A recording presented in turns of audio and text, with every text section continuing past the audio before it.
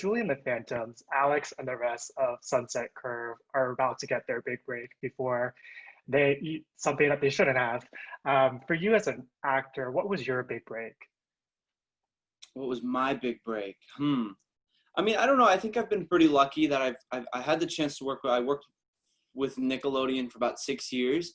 You know, I did 2 shows and a pilot with them, and you know, I've been pretty lucky that it's kind of felt like a little.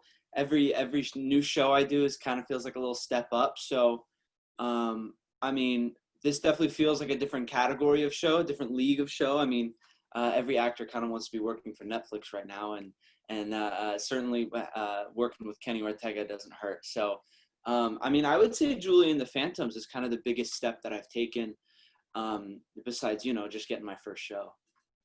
Yeah, the show's been really well received. Was there a moment on set where you realized you were creating something really special?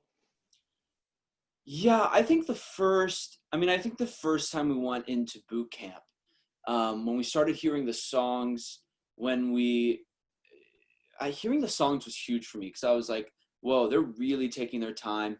Watching Kenny go back and forth with you know, listening to 3 different songs at a time, coming to us, like the amount of collaboration he was willing to give with us, like it was kind of crazy, and seeing how much he cared, not only about the music but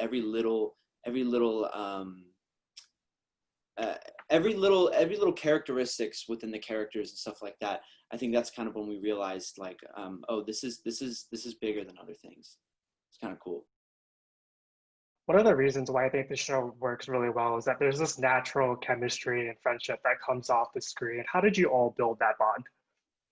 I mean, I don't want to give Kenny too much credit, but I'm gonna say it's Kenny again, man. Like that boot camp, that 8-week boot camp, like, I think beyond the fact that we had to learn our own instruments, obviously learn harmonies, figure out the songs, record the songs and stuff like that. I mean, hanging out 6 hours a day together, for 8 weeks, you know, we really did become friends, and you have to trust each other so much in a space like that to be able to, you know, be able to collaborate, but also take risks with each other. And also, you know, we're all actors. We were actors first. So, coming together and now being musicians together, not only a band, and like creating our own sound, you really have to trust each other. And Kenny really made a space where it was like, hey, if you try things and it fails, it doesn't matter. You know, what's important is that you try them. And the most important thing is that, you know, there's no judgment. So I think when our walls kind of came down, we started trusting each other, you know, we became friends. And I think you actually see that on camera. You can tell that you guys got really close. What's one fun fact about each of your castmates that fans would be surprised to learn? Surprised to learn. I mean, by this point, the fans have really, really figured almost everything out. I have, it's crazy. They find things of you, you know, that you even projects you forgot that you did. I don't know. Charlie will eat insane foods.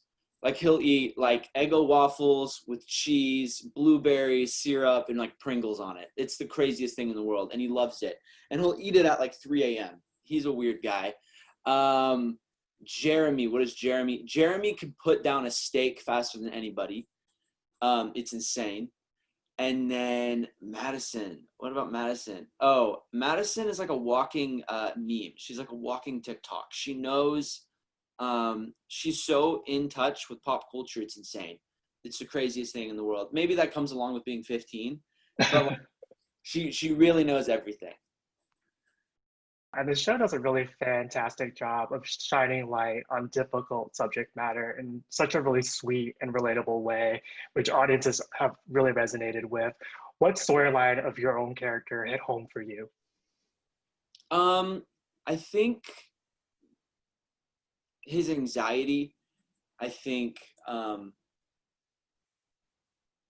I think I was able to kind of bring that up naturally because I've kind of dealt with it since I was little, and maybe you know, freaking out when you don't have control or you don't know everything or everything about your surroundings. You know, Alex kind of freaks out when he kind of has the hardest time dealing with being a ghost, figuring out those issues. So he kind of just freaks out and leaves and wants to know all the answers. And I'm pretty similar, where if I know everything, if I know all the answers, then I'm comfortable. And until then, I'm going to kind of be nervous all the time.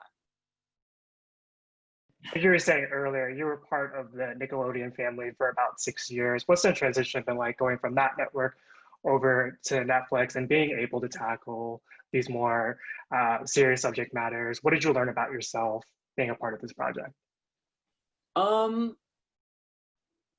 That's such a good question. I feel like the biggest thing was coming from cable and going to Netflix, which is like, streaming service. It's a whole new world. It's a whole new way of making money for like media, So, they get their subscription money, and then their money then goes into their shows. With cable, you make a show and hopefully brings in a lot of viewers, so that you get a lot of ad money, and then that's how your show becomes successful. So it's been cool from the very start to like kind of see the writers and Kenny. Obviously, they probably trust Kenny a little bit more than anybody else, but really have like kind of artistic freedom and really be able to put in their show what they want and what they love, and Kenny really being able to put a piece of his soul, which obviously makes his magic. That's what makes Kenny Ortega magic. So I think it's like the artistic freedom that's been the coolest. And then also being able to tackle obviously those tougher, we talk about death, we talk about sexuality, we talk about, things that are nerve-wracking and difficult and stressful for kids. And, being able to put that in a light way, I think it's time for it. And I think people really responded well to it and love that they can kind of tackle these topics with still getting like a light laugh out of it, Yeah. Yeah, and your character is a part of the LGBTQ plus community, and unlike other shows, his storyline isn't focused about him coming out. What has that meant for you to be a part of that storytelling and that shift? Well, for me, I didn't have a preference on it. I didn't have, I just wanted to do, whatever was, the most respectful and the truest way to tell this character's story. I remember Kenny coming up to me and the writers and being like, we have an idea. And mainly Kenny said, I don't want this to be stories that we've seen in the past. I kind of want to, I remember him saying, Alex has always been proud to be himself. And I remember when he said that was kind of exciting to me. He's never, he's never been ashamed of who he was. And, and kind of lean on the story that, if your given family can't give you that support, then your chosen family is always there. So it's been pretty exciting. And I know the fans have really responded to it and said, he's gay. That's who he is. And it doesn't matter. And it's, he just has another relationship like everybody else does. And he has a normal teen relationship and problems, even though they're ghosts. So I think people kind of respect and enjoy that kind of that shift and that kind of story. The fans have like really gravitated to this show, and they all have their own favorite ships. Which was your favorite relationship in the show, and why? Mine's obviously Alex and Willie. I gotta be team. What do they call it? Willex? I think so, yeah. Willex, yeah. I gotta say, I had a blast shooting with Boo Boo. Boo Boo was like the coolest dude. Like seriously, like he's one of those guys that's really, really, really cool and like never tries. And you can't like quite figure him out, but he's the sweetest. He's the funnest to work with. And me and the guys really became good friends with him and had tons of laughs. So I had the most filming with him. Obviously, I hope he comes back because, but that's my favorite relationship. Sorry, Julie and Luke. What are they? Juke? Yeah. Juke. Yeah. Speaking of season 2, there's endless possibilities where this storyline could go. Where do you want to see Alex's storyline head in season 2? I want to see Alex and Willie's character, maybe their relationship. I hope their relationship grows, maybe into a full-on relationship. And I hope that he's able to maybe be on the good side of things. I know he kind of was in season 1, but maybe 100% on the good side. This time would be pretty cool. And then Charlie always says that he hopes we have more powers. And I've been thinking about it, and I think that would be cool. Like to be able to float like Caleb, I think that would be pretty sweet. And then we just like to end all of our interviews with a pop culture speed round. Do you have a guilty pleasure TV show? Guilty pleasure TV show? I really, really enjoy The Real Housewives of Beverly Hills. And that is 100% guilty pleasure. And I can admit that. I don't know any of the names. I don't know but I absolutely, my friends come over and I'm like, it's time. I only have one group of friends and you guys know who you are that I can watch it with. And yeah, I love it. What about a guilty pleasure movie? Guilty pleasure movie. Cinderella, the new Cinderella that came out. It's not really guilty. I'm proud of it. I'm proud that I love that. I really, really enjoy Lily James. So, yeah, the new Cinderella movie. I loved it. What about a favorite book? I just wish I read a lot of books. I've got this one that's really cool. I've been reading lately. Channel Kindness. Lady Gaga's new book. Not new book. It's actually really cool. Like little stories and stuff like that. This. I don't know. What about a favorite play or musical? You just like started something that we won't be able to finish. Oh my gosh. The musical that got me into everything was Jersey Boys, and I saw a national production. The first show that I saw on Broadway was Mean Girls, and that was incredible. And I really, really love In the Heights.